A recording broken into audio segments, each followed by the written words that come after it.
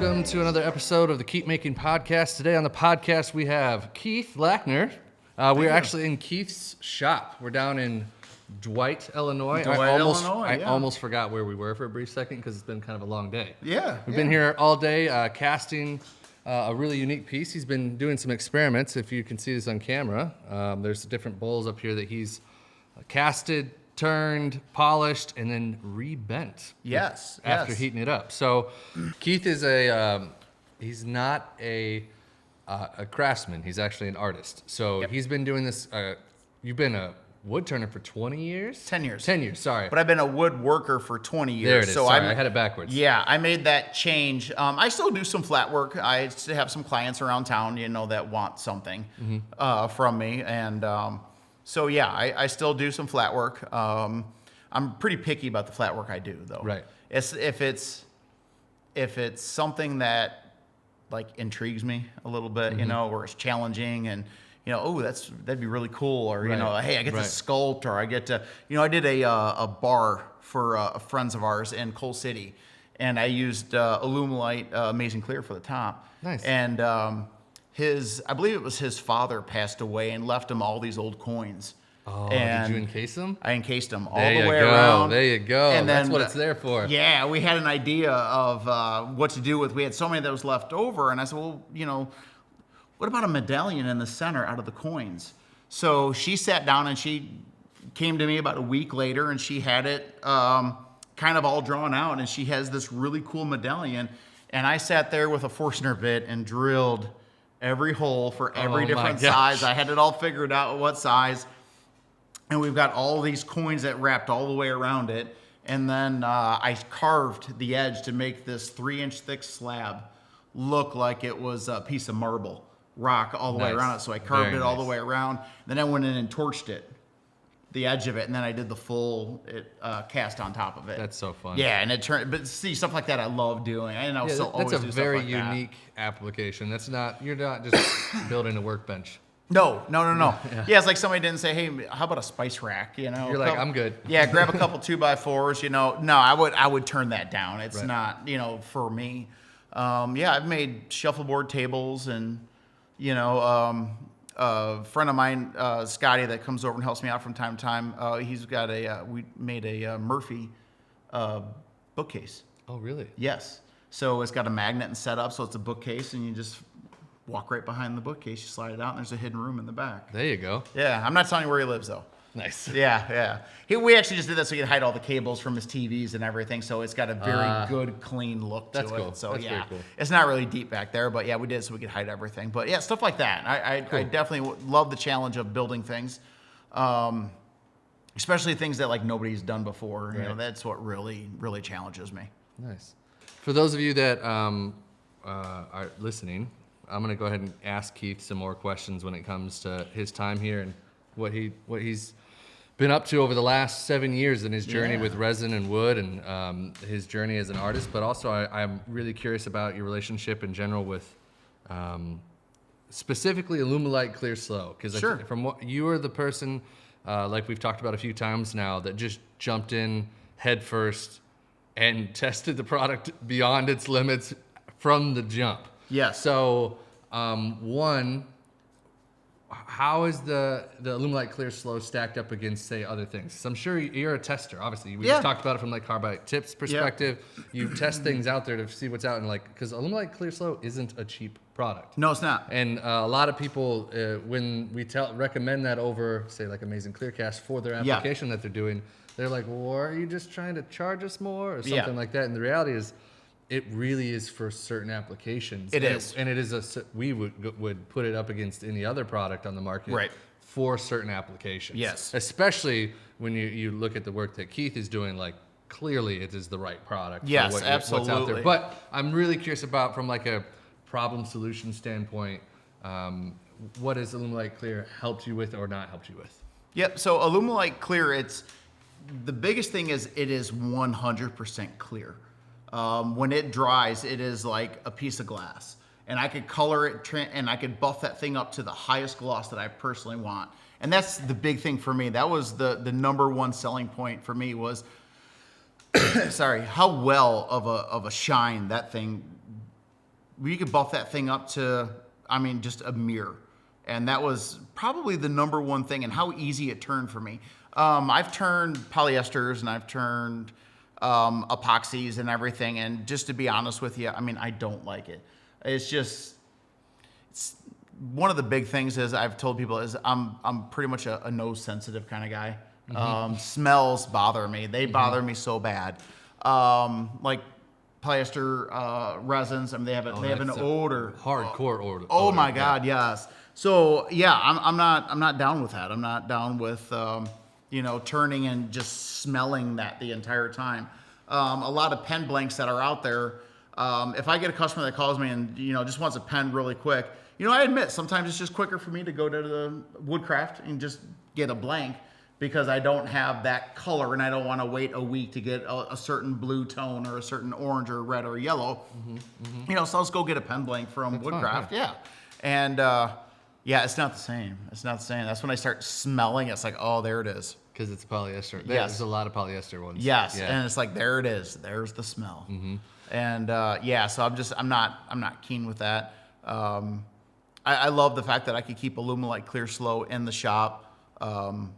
Lid open, no problem. We mixed it the entire time. We did a couple of batches in here, and my shop doesn't smell at all. Right. Yeah, turning it, absolutely no problem whatsoever. Right. And it turns great when you get in there, and that bowl gouger or your cutter gets in there, and all of a sudden you get it just right, and you see that little ribbon fly. Just it's almost like a golfer that just hits that perfect swing, and you just sit back and just watch that ball fly through the air. It's like, there I am. That's awesome. Yeah, That's where I'm at. I personally have actually not turned anything on the lathe yet. Jordan has done it a couple times. I've been jealous because I'm holding a camera. It's very clear that he's experiencing some joy. Yes, when the ribbon starts to fly, and then later he's like, "You have no idea how satisfying that is." It really is. It's almost like you go into like a meditation state of turning, and people ask, well, why haven't you released more videos? We want to see videos. We want to see more of you, Keith. That's one of the problems, is that when I start... You're zoning out. I am. I'm totally zoned out. You guys have no idea how many videos I have on my cards that the camera drifted. And you just did not know. Did not know. I hit that record button and I go, and it's like... And I have a hard time with people in the shop to help me get into that zone, because they'll move or they'll shift, and I see it out of the corner of my eye, and I stop and I look over at them. There's certain things where, I love to just turn the music on and actually kind of get lost and just turn. It's a great stress relief for me. And it's difficult, and people don't understand that when we make those videos, to actually do it right, for every 1 minute, it takes 10 minutes of editing. Oh yeah. The editing is insane. It really is. I actually had the opportunity to film a promo video for Powermatic 2 weeks ago. They were in my shop, and it was absolutely great, but I didn't accomplish anything. Right. On a turning standpoint. I didn't make a hollow form, I didn't make a vase, I didn't make a platter. We were in here all day, and it was 5 takes of plugging in the outlet switch, taking it out, plugging it in again, taking it out, plugging it in again. Turning, I got a really good ribbon. Okay, now do that again. Okay, back up, go ahead. Do it again. Okay, now stop. Do it again. Okay, now go. And it's like, it's a lot of the things. And there's a lot of people out there that have some great videos out there. And I always want to make sure that my work stands up to the video.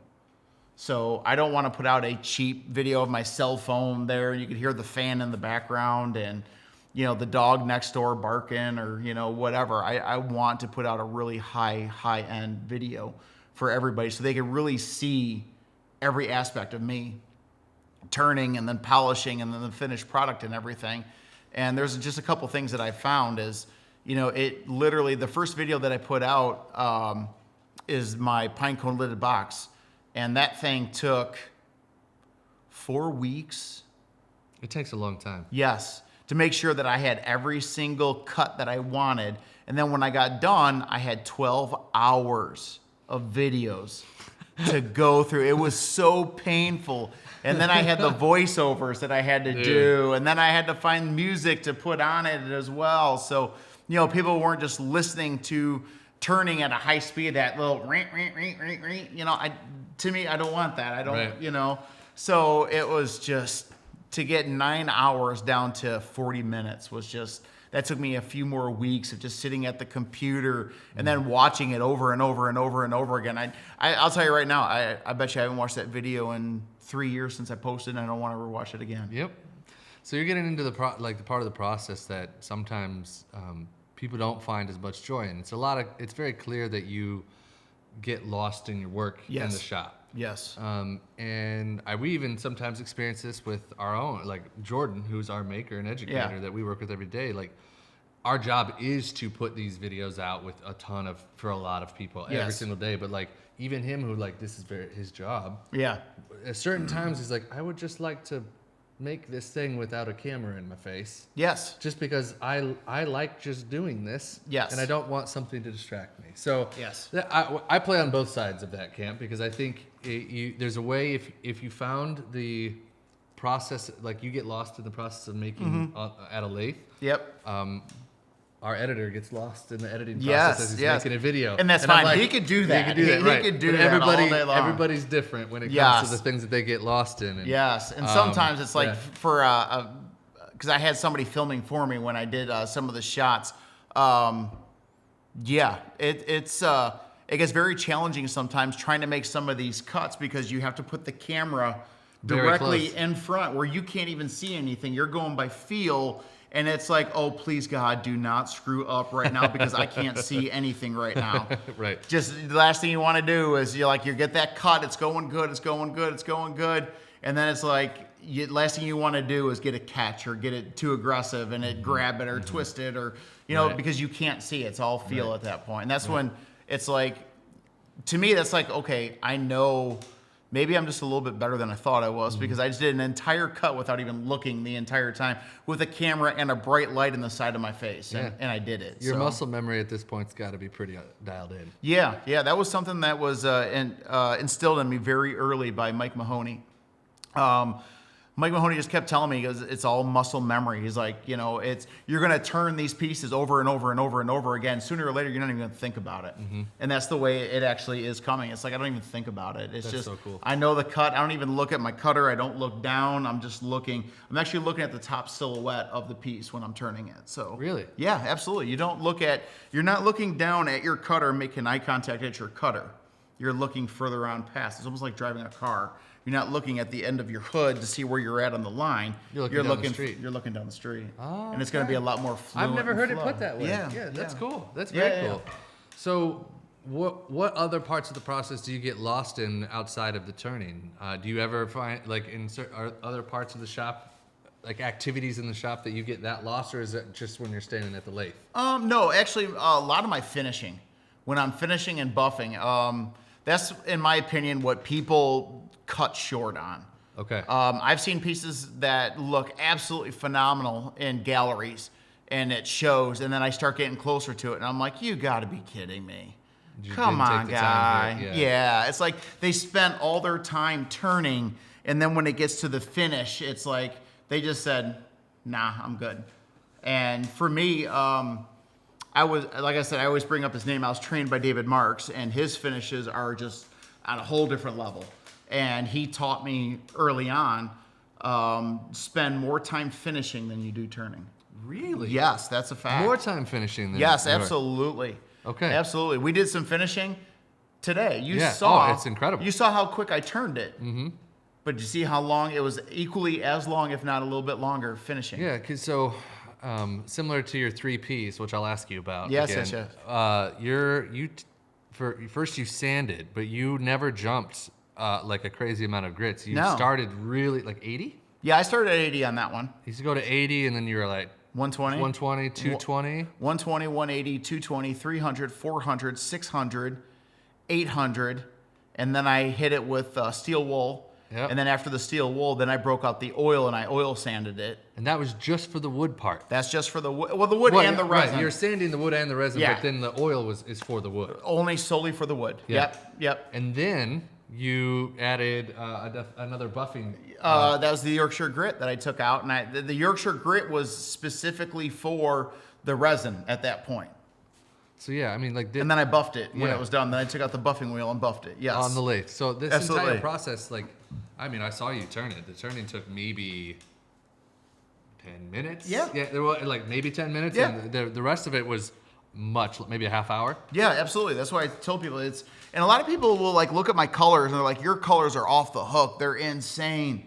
Well, they might have the same colors. They just might not be finishing at all. That's exactly correct. I spend more time finishing and making those colors really pop and that's where I get my joy at the end is when I hit it with that oil. And I showed you guys, I stopped and made sure all you guys saw that where I put the oil on and you just saw it just come alive at that point. Cool. And then same thing with the buffing. When we got done, we buffed it, we set it back and we looked at it and it's actually right here. I got it right behind me.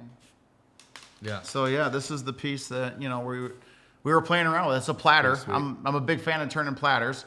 So yeah, we turned platters and yeah.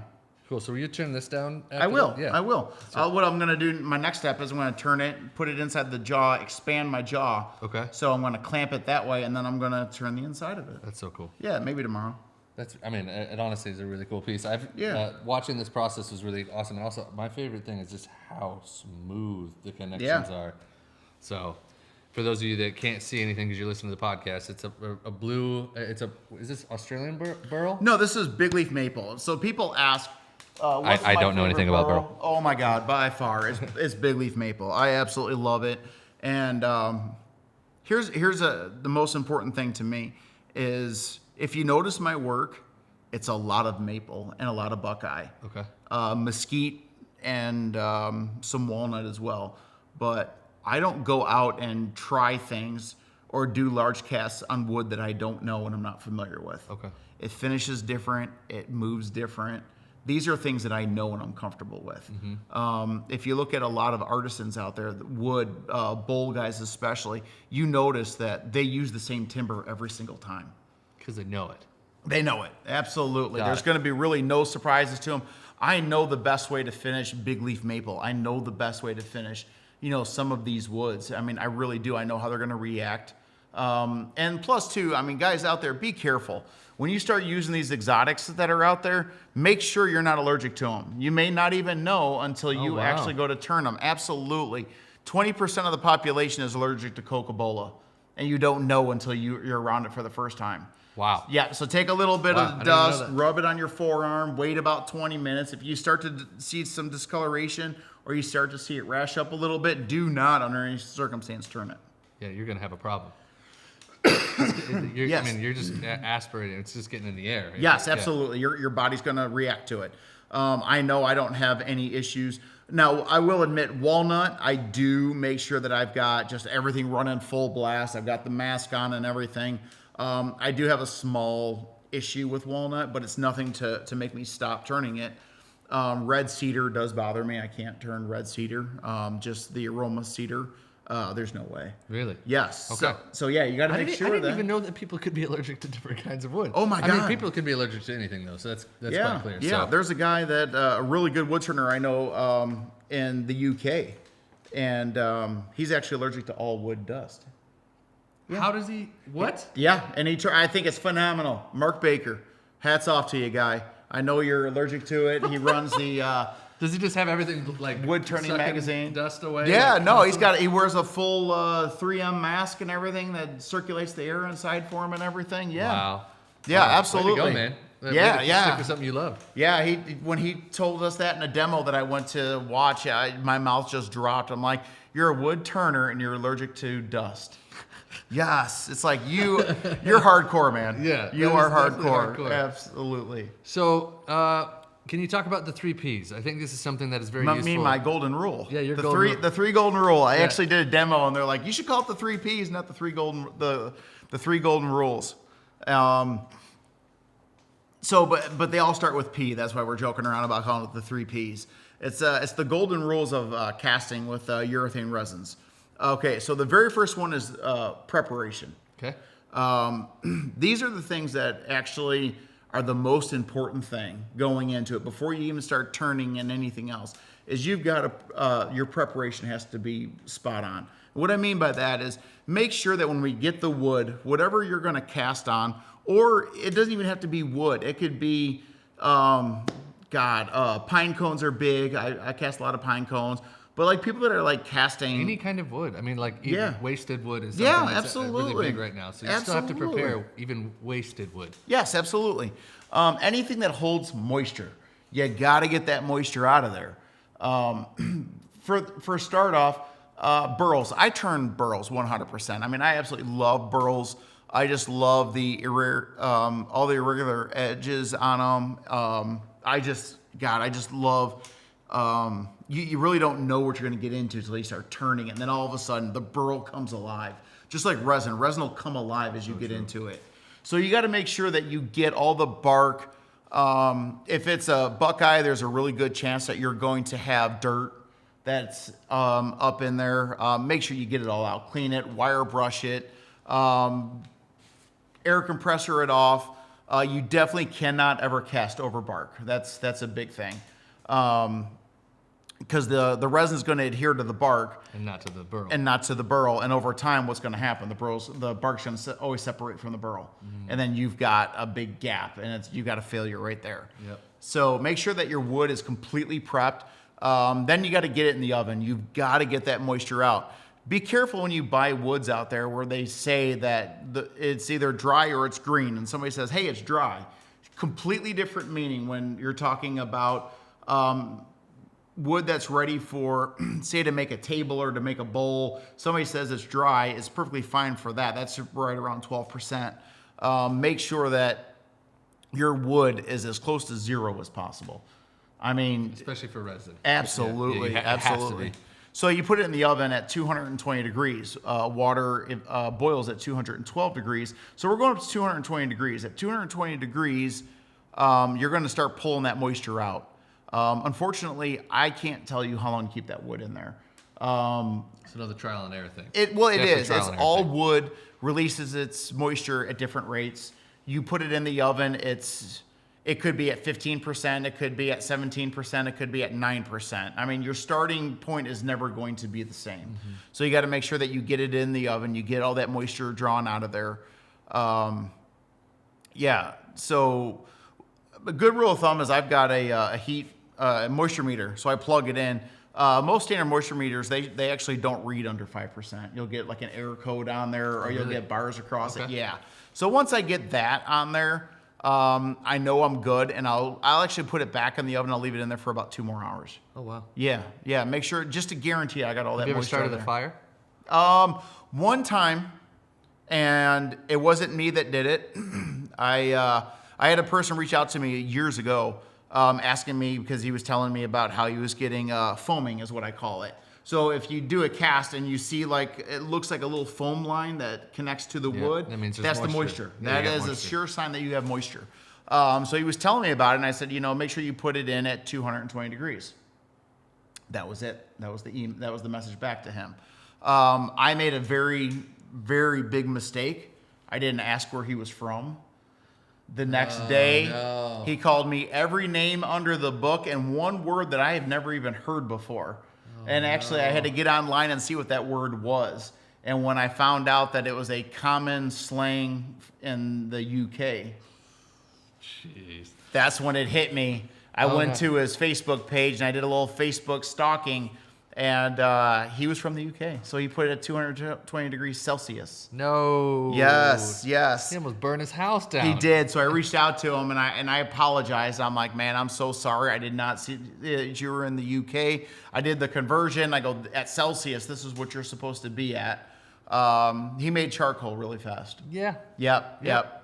That makes sense. Yeah. So that's really the only catastrophic issue I've ever had with an oven. I've heard of people that burn their toaster ovens down. That's stabilizing, though. That's not drying their wood. Right. And a lot of that is just people don't have good housekeeping skills, I think, at the end. Mm-hmm. So basically the cactus juice, whatever resin, I use cactus juice, it bleeds out. And it drips, and it was dripping on the heating elements. So they don't have a pan underneath to catch it or anything. That's not good. No, not at all. So when I stabilize, I actually put the little aluminum foil turkey pans that I think you pay like $1 for.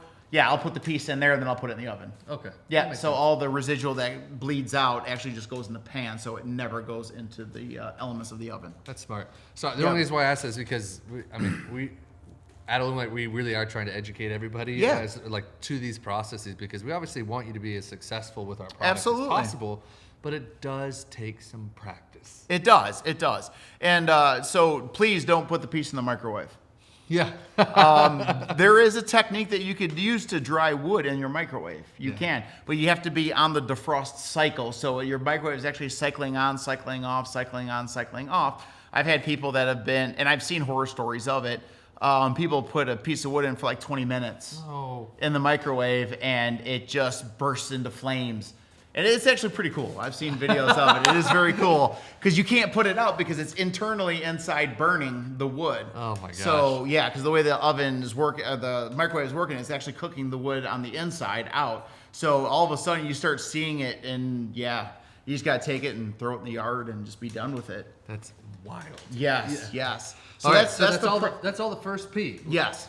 Well, so we got two more. Yes, we do. We have what I like to call is the product one next. So know your product. And like we talked about earlier is that, so if you take Alumilite Clear Slow, and then you take the Alumilite Amazing Cast. The quick cast. It's an epoxy. So a lot of people get confused where they just go and say, hey, I got it. I got the stuff. I got the resin or the epoxy. That's just a big blanket statement title for so many different products that are out there. Yep. So know your product. Know that Alumilite Clear Slow is by weight, not by volume. So that's a big one. Make sure that we're weighing it out. I always recommend a kitchen scale that measures in gram weight. So that way, when you're doing, whether it's a large pour or a small pour, if you're 1, 2, 3 grams off, that's really not a big deal. It's really not, especially when you're doing a 1,200 gram pour. And we did one earlier today. It was 1,201, and the other one was 1,200. You're gonna be okay. Oh gosh, yes, absolutely. But if you're doing 100 gram pour and you're 99 grams and you're 100 grams, you're fine. But if you're doing it, weighing it in say ounces, or you're weighing it in pounds, or you're weighing it, however you're weighing it, a larger scale, it's not going to actually tip that needle to show you that you're 1, 2, or 3 units off. It's really not. Right. So it will actually throw your blend off. So if you're having issues out there with your product, you put it in the pressure pot, you get it out, and it's still tacky or it's not setting at that point. Probably mixed it or didn't pour it right. Yeah. Didn't pour it right. Your ratios were off. Yep. Or you didn't mix it properly. So I know like one of the early urban legends of casting was you have to be very soft with it, and you have to treat it like a souffle, and just slowly with a whisk without interrupting or putting a single bubble in it. I'll tell you right now, I use a power mixer on the end of my drill. You also have the proper pressure pots that you are immediately going into. Yes. So the next one of the product is make sure we're thoroughly mixing it, people. The great thing I tell people about Alumilite Clear Slow is, believe it or not, if you know what to look for, it tells you when it's done. Oh yeah. Yeah. So when you pour, and it doesn't matter which one you pour in first, whether it's the A or the B, you pour one in, and then you pour the other one in. One thing to remember that's very important is the second so if you start with the B, you put say 1,000 grams of A in. The second that B touches, timer starts. That's it. It's not when you're done measuring and then you set it down. The second you touch. The second the two touch, it starts that chain reaction. That's so true. Yep. And so when you're done, right when you mix it, you'll see it almost looks slimy. It's really cloudy. It's like I don't know. It's like streaks almost. Yes, streaks through the whole thing. So then when you hit it with your power mixer, you'll see it within about 5 seconds come right back to completely clear again. That's when you know. Alumilite Clear Slow actually tells you by its clarity that when it's thoroughly mixed, it goes right back to a complete clear product. It's true. Yep. It's very true. Yep. And then another part of product is, this is a big one. I'm not just trying to, plug your product here. We do appreciate it, though. Yeah, I'm sure you guys do. One of the things that I don't understand, me personally, is that you guys sell resin, you sell epoxy, Yeah. you also sell pigments. We do. You sell mica powders. Yep. Why would you not want to use the mica powders and the pigments that you guys designed for for casting? Right. Okay. From day one, I firmly believe that a company does their best to make sure that their products work the best within themselves. Absolutely. Yes. And that's why there's a family of products. yes, absolutely. I have used, everyone asks me my colors. How did you get your colors? It's all Alumilite colors that are on the webpage. Mica powders, dyes. If there's a, I like Kelly Green. You guys don't offer a Kelly Green. So it's a 10-to-1 for me. It's 10 drops of your yellow, 1 drop of your ocean blue. I have the green that I love. And, play around with it. Just don't say, oh, I'm going to Michael's and I'm going to go grab this green because I like this green. And, well, guess what? It may react to the Alumilite. It might be water-based. Absolutely. That happens. Bad news bears. Yes. I've had that one where people come back and send me pictures. It looks like a can of spray foam exploded inside their pressure pot. And just turned out they were using water-based dyes and pigments because they like the tone of it. So, right. Yeah. Bless you again. And then the last one is pressure. Alumilite clear slow. You need to put it in a pressure pot. If you're really, really, really good at slowly mixing something, you can avoid a pressure pot. But I'm talking like the likelihood that you have that much patience. I don't know that many people that have that much patience. Yeah, it's just not worth it. We just get a pressure pot. Yeah, absolutely. Get a pressure pot. Put it in a pressure pot. So everyone always asks, well, what pressure are you at? Well, it's very simple. Oops. It's Go ahead. I cast everything at 80. 80 pounds for me is the sweet spot, but it's very important for you guys to know the limitations of your pressure pot. Right. Like resins and epoxies, they're not all the same. Manufacturers have completely different specs on their pressure pots. Yep. A Harbor Freight that you're going to pay $60 for, $70 for, guess what? It only has a 60-pound max rating to it. Right. You're not going to be able to go. If you're a jewelry maker and you're making little medallions, perfect. Absolutely perfect. I highly recommend one for you. Yep. For the longest time, we had to make our own pressure pots. My 2 pressure pots that I have here, they're 100% made by me. Yep. They're painter pots that I converted over. California Air actually now has a turnkey pressure pot that I think is absolutely great. It's actually my first pot that I have right there that I converted over. Well, now they actually sell. They sell it as a pressure pot. A pressure pot now, so that's great. It is good. Yeah, so make sure you get it in. Make sure you get it in enough time. That's the important thing is before the open time is done. Yes, we're talking 12 minutes. Okay, today, because we were talking and I was explaining and I was screwing around a little bit, laughing, and we were at 10 minutes. And you saw just exactly how much time we had. I mean, we literally were stopping and joking and having a good time while we were casting. It wasn't just me here in my shop by myself. I'm usually about 4 minutes getting in that thing in the pressure pot.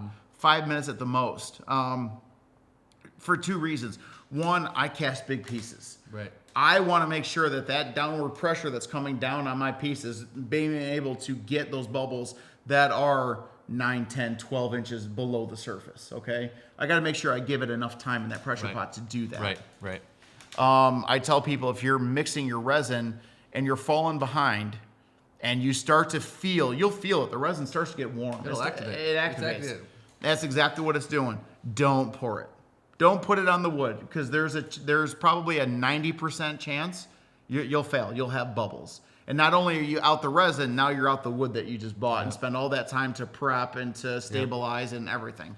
So yeah. And there are differences. I mean, we have the Alumilite Clear. Yes. And then we have the Alumilite Clear Slow. Yes. And then there's also Alumilite Water Clear, which you could use, but we wouldn't recommend it for wood applications. Yes. But the Water Clear and the Clear Slow have 12-minute or longer open times depending on your environment. Yes. The Clear is only 7 minutes. And we have had people be like, I got the Clear and I didn't have time to get in. And I was like, well, the Clear kicks off way faster than the Clear Slow does. Yes. So, and I've been asked that. They're like, well, why do you why would you ever have clear versus clear slow? Mm-hmm. Why don't you ever? Why would you? Some have people both? don't. Some people don't need that extra time. They're just like, I'm mixing and we're good to go. Or they're casting smaller parts. And that's exactly what I tell people is that it's not even so much it's production people that are turning pen blanks. They need the turnaround faster. They need it to go off faster. They need to be able to demold faster to get the next batch in on the pressure pot and go. I'm not a production person. Right. I can't, we can't mass produce these pieces. These are one-off, one of a kind. So I would never in my shop have that just for the simple fact that I don't make, 20 pen blanks at once and then get it out and hurry up 5 minutes later. I'm turning around again where I've got to do it. So absolutely. Yeah. And speaking of pressure pots, I mean, like if you are doing just a pen blank, he's pressurizing things at 80 because he's got the capability. Yes, absolutely. The average, you can do well at 35 to 40 with our resins. Like the reality is, like that will do just fine for most. Yeah, scenarios. absolutely. I mean, you're only going 3/4 of an inch thick to 1 inch of an inch thick. Yeah, it's you've got if plenty. you're doing pens, wine stoppers. Knife handles. Yes. I mean, like that amount of pressure is totally great. Yeah, absolutely. For the most part, if I do something small, like the reindeer castings I do for my friend Alex, that's 2 inches thick.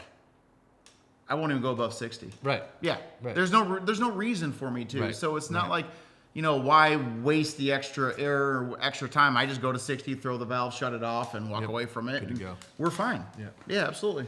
Well, cool. So this is something I do on every single one of the podcasts, and we've kept you for most of the day. So it's been fun. We're getting close to wrapping up, but I let every guest ask me a question. By me, I mean it could be Alumilite or me personally, Kate and Vince. Yeah. The reason is because we are pestering you with questions the entire day. Sure. So I think it's only fair that I let the tables turn a little bit just so that there's an opportunity. So you get asked a zillion questions all the time from people that are in the community and everything like that. So I want to let you have the chance to do the same. So wow. And you can think about it. Well, I'm gonna ask you one more. Yeah, go for it. While you think about that, because I personally am super curious.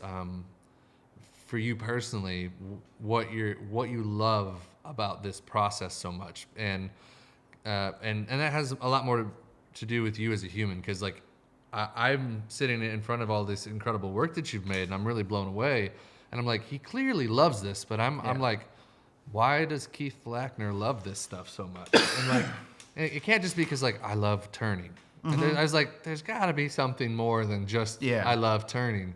To spend so much time and dedicate so much of your life to this. Yeah. Why do you love it? The big thing is it's a way for me to express myself.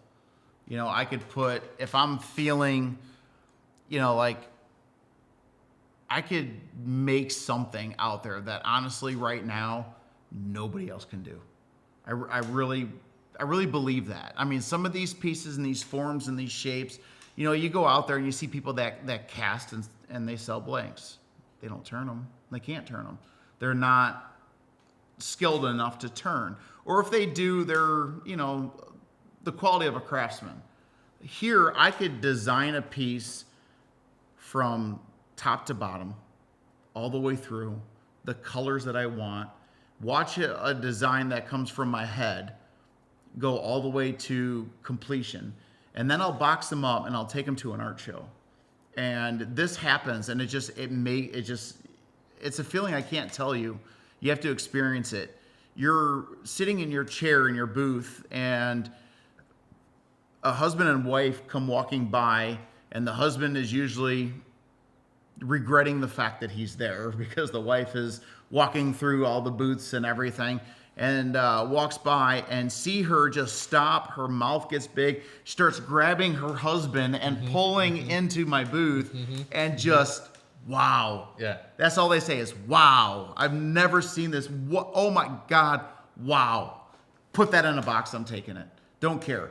I had a woman walk into my booth, and God, honest truth, she wanted to straight up trade her engagement ring. That's for one wild. Of my pieces. Yes. And her husband was right there. And it's like, look, it's not. How about we just buy it? Yeah, it's not one of those. Well, the price tag that I had on it, they couldn't, obviously it's because when people look at my pieces, you know, of course they say, that's great. You know, how much?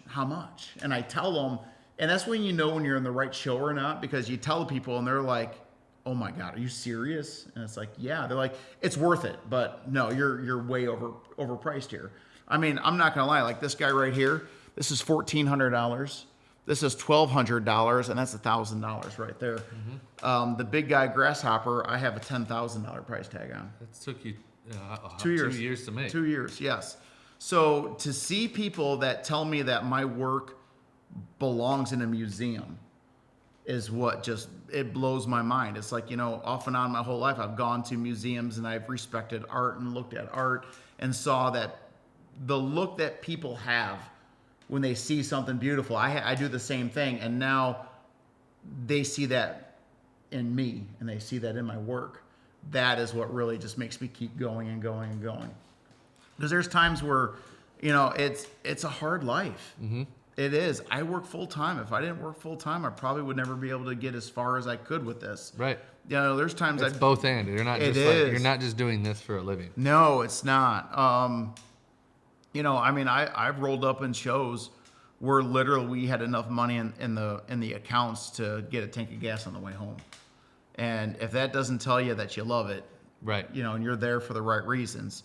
You know, I don't do this as a hobby. I don't do this, you know, because I got nothing else to do with my day. I work almost 10-hour days, Monday through Friday. And every day I'm in the shop doing this and creating. And then every weekend I'm either teaching other people how to do this, or I'm prepping for shows, or I'm, you know, doing podcasts with you guys. Right. So, I mean, it actually is, you know, I understand now why they call it a starving artist, or, right. You know, it is. You're dedicated. It is. It really is. It's a dedication. It's a part of my life. And I really couldn't imagine the last 5 years without, honestly, resin casting. Because it really propelled me to places that I've been on the cover of magazines. I'm going to write a book. I did a video with Powermatic. I get paid to travel all over the United States. You know, that would have never happened if I would have just worked my regular job, right, day in and day out. Right. You know, the fact that people, I can tell you right now, I was in Portland, Oregon, and I was turning.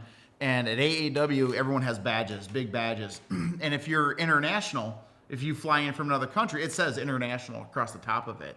And I was turning, and there was a guy that stood in front. And we got safety shields in front of all of our lathes. They have to have them, just in case a catastrophic event happens. Right, you know, we don't hurt anybody. And he was standing there, and he was smiling ear to ear, grinning and just smiling. And you know what? I didn't know. I really didn't think too much of it. I was turning, you know, I just thought maybe he was happy to be here. And he had told me that one of the reasons he came was to meet me. That's wild. Yes. I was on the cover of Wood Turning magazine, which is a UK, European magazine. He read the whole article on me, because the first article was my story of how I developed casting and how I became a caster and how I, you know, did all this and what inspired me to take that leap and everything. So the whole story was in there. And he just talked to me over and over. That's so cool. Yeah. And I have another guy, Russell. I'm sure is going to be watching this. Yeah, we talked off and on for about a year, and then he met us in Raleigh. That's awesome. Yeah, and he said he's going to come out to, where are we at? Kentucky. In Kentucky. Yeah. That's awesome, man. Yeah, That's really so cool. It's really cool to be able to say that, you know, somebody wanted a picture with me. You know, it's like it's weird to me. It really is. It's like I'm not a celebrity. I'm not, you know, a basketball player, a football player, or anything like that. But somebody wanted a picture with me. They wanted my autograph. You know, this is like things that just I still to this day can't wrap my head around that. Why somebody really wanted to take 5 minutes out of their day just to come over and meet me. Because they love your work. Yeah, and it is. It's great to be able to sit back. And I remember the first time it happened, I messaged Jess, and I just said, "You have no idea what happened. I just signed an autograph, and they wanted a selfie with me." It was the coolest thing. I was in the elevator, and it all happened. It was weird. I thought I was going to get jumped, and all they wanted was a picture with me. Right. It's like, you know, the inverse of what I thought was going to happen. Yes, it was the exact opposite. It's like, look, it's me. I'm a normal guy. Come hang out with me. You know, come to the bar. but it's like, it's like what I experienced with the first time I met David Marks and walked in. I mean, I was a nervous wreck. My hand was shaking. Yeah, it was my hero. And, now there's people that do that, and I'll get tagged on Facebook and Instagram that said, I turned this piece because I was inspired by Keith Lackner. That to me just is what keeps me going. And just, it does. It's like, okay, I got to, some days I don't feel like turning, some days I don't feel like being in here. And then I'll see something like that, and it's like, okay, I need to get in there, because it's just, I want to continue to inspire people to do this and do the next level, and because this is going to evolve. Oh, it's gonna totally. It's going to, just like wood turning, and every couple of years it evolves into something new. Yep. Somebody's out there doing something new, something really cool. For a lot of years it was just bowls and vases and hollow forms, and then all of a sudden they're introducing paint, and they're carving it, and they're burning into the wood. Mm-hmm. It's evolving. It's turning into something different, and I really truly believe that different kinds of hybrids, spheres, a whole bunch of stuff. Yeah, somebody's going to hopefully take what I've done and I started in that seed that I planted, and it might be next year, it might be 5 years from now. All of a sudden they're going to come out with something that I'm just going to look at and be like, that is absolutely amazing. Yeah. Good job, guy. Yeah. And I hope he comes back and says, I was inspired by you. That's such a good answer. I don't even know what to say in response, because the reality is like, you love it. And that's, I do. At the end of the day, like that's what we want for like everybody. I mean, the Alumilite exists to help people make what they want to make. Yeah. And that's not just like a saying. Like it's a genuinely true thing. So when people are really loving what they're doing and clearly loving the making process, which I got to witness you do many different stages of today, and I was like, one, he's good at this. He's really good at this. Yeah. And then two, you clearly love it. And I do. And that's why I wanted to ask, because I was like, well, he clearly loves it. I'd like to know why. Yes. So I appreciate you being so candid and answering. Yeah, no, it's just everything that it brings with it. It's not just the one thing. It's everything that it brings with it. It's cool. Seeing somebody who is not into wood turning, who's not into, but they walk by your booth and they see it and they're like, I have to have that. Mm-hmm. That is absolutely gorgeous, Yeah. That's cool. All right, now's your chance. You can ask me something. If you don't have anything, that's totally fine. We just met today. It's all good. Or you can ask it on behalf of you can ask something about Alumilite, and I'll see if I can answer it. As long as it doesn't involve any like non-disclosure stuff, I'm good. Yeah. No. God, no. I just want to know, when I started this thing 7 years ago, how have you guys seen it change at Alumilite? For your work? Yeah. Are you seeing more turners and more people? Yeah. That's good. Yeah. So for like, I sit in a pretty fortunate spot, and I've only been at this job for about 7 months now, I think. Mm-hmm. So I don't have the legacy that like Mike or Don would have, and probably a different perspective. Much like what I just said about we want to help people make what they want to make. That philosophy has always remained true, but resin casting is definitely evolving into a lot of different arenas. Mm-hmm. From people making their own dice, from people making their own figurines, like their own action figures. Oh, that's something cool. that we're starting to see. Yeah. People, cosplay is huge. Landscapes for tabletop games. The applications are all over the place. Well, the river tables blew up. Oh yeah, those are just insane. The river tables are huge, but like the cool thing about our job is like it really is just like unlocking certain parts of people's imaginations. Yeah, and then we're like, hey, like this world right here, this resin is only one side of what we do. Like this would be like maybe the hammer. Yeah. We have the nail when it comes to our mold making stuff as well. Right. So just recently we did something with Chris Cunningham, he was a traditional woodworker. Mm-hmm. He also made mallets and that kind of stuff. Yeah. But then he used the clear slow and made a clear resin mallet head for one of the wooden mallets. I saw that video. So that, we're like, hey, there's some things that we're likely to see, because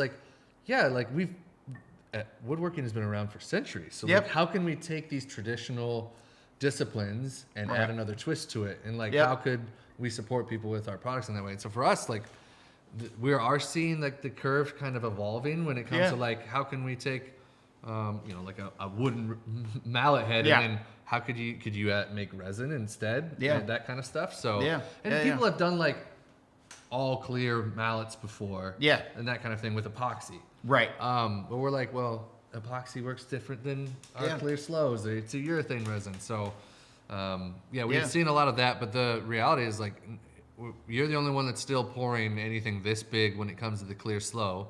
I think you're the only one that has the gear like and the dedication to it on that level. And that's why why we wanted to come down and talk with you is because like we didn't know that I didn't know that 5 gallons was even possible. So we're really excited because we do have more products that are coming out that we hope can support those kind of boundary pushing stuff. But we're really glad that you figured out how to heat it back up and then manipulate it. We're like, we haven't seen that yet. So that we're excited for things like that because like you're like, you want to be blown away by something. We are all constantly on the hunt for that because well, we got 2 more things that are kind of on the back burner. Cool. Yeah, we've got a clockmaker actually reached out to me in Indianapolis. Oh. Yeah, and he makes grandfather style clocks. So that's cool. Yeah, so we're going to. He wants a couple lidded boxes from me, so I've casted actually the orange one right there that we had in the pressure pot earlier today. That's the first of his 3 that he's ordered from me. Awesome. Yeah, so we're going to do 3 completely different colors, and then he wants me to potentially cast wood pieces that we're going to incorporate in his grandfather clocks. That's very cool. Yes. You got to keep us posted on that sucker because that would be really cool to see and document and do the whole thing. Because that's like, I've definitely never seen that or heard of that before. Yeah. And then we've got, I've seen a couple people make a couple of guitars. The guitars is cool. We have seen that, and we definitely we haven't made a video about it yet. Yes. But it's something that we'd like to do. We were slated to go to the UK for Maker Central, but travel right now is very much up in the air, so we don't know if we're going to make that happen because there's a few people that are doing that over there. Yeah, well, I'm going to be doing it here. Sweet. Yes. That's it. And so you might have to make another video. Like I might have to. Yeah. I definitely will with this one because I've got so much interest in this one. But this one, I'm going all out on. This is going to be. I've already reached out to him and he's agreed to do it. Larry Robinson. Really? Is going to do all the inlay work for me on this guitar, and Larry is just, in the top. In my opinion, in the top 5 wood artisans in the world. That's so cool. Is Larry Robinson. The guy does just inlay work like nobody. Search him out. He got the 1/millionth Martin guitar when they did it. He did that. He's got a couple other guitars that I've seen in person. I met the man twice. His work is just miles above everyone else that's doing inlay work out there. That's so awesome. He's agreed to do the inlay work for the fretboard and the top bridge. And I've got the slabs are up there. You can see them. They're drying out now. So yeah. So one good that actually reminded me one thing about the preparation of the 3 golden rules that I have. This is actually very important. Okay. A lot of people out there when they buy their burls, they're soaking wet. Yep. They are. They come fresh from the tree. They're maybe a week or 2 old. They come to you. You put a moisture meter on there, 15, 20, 30%. Well, guess what you do with those? You throw them on the shelf. You don't even attempt to do anything with them this year. When I buy burls, and you guys see me on Facebook on the auction pages, those burls I'm buying, they're for next year. Right. They're not this year. You're planning ahead. Yes, absolutely, because you want to slowly draw that moisture out. You don't want to hurry up and speed up and bring the moistures out. That's going to cause internal cracking. And it's going to be failures, that you're going to see in your work and something you're not going to want to see. Right. So I actually have my shop. It's kind of hard to see, but I have it divided into two areas. We'll show. I got some footage of it earlier. We'll make sure to show it. So all my burls that I bought this season are all up on the right side. And then next year when the season starts, January 1st, I'll come in and I'll take all of those burls and I'll move them to the other side and put them in the totes that I have marked and labeled, and then I'll start buying all new burls again, and I'm starting to store them up there. Awesome. Yeah. So that way I know that they've sat for a year. And, I even got burls in my basement. I got burls. I have burls. I have an issue. I have a problem. I'm telling you Keith that right now. Keith Lackner is addicted to burls. I am. When we first toured the old shop down and started for this one, I brought everything over to Jess's dad's and stored everything in he's got a big pole barn.